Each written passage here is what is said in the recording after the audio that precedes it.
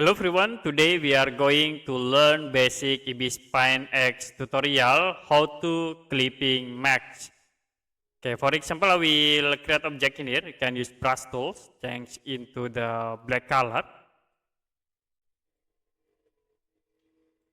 And then I will create new layer.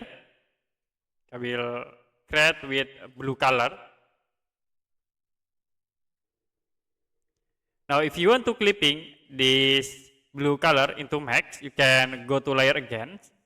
Make sure the blue color in the top of the black color, and then you can click these icons to clip it.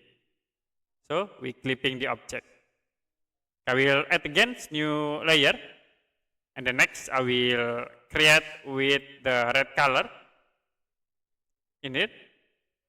Now to clipping, I will select this red color and then click these icons to clipping max. Okay, that's it for a basic Ibis Spine X tutorial, how to clipping max.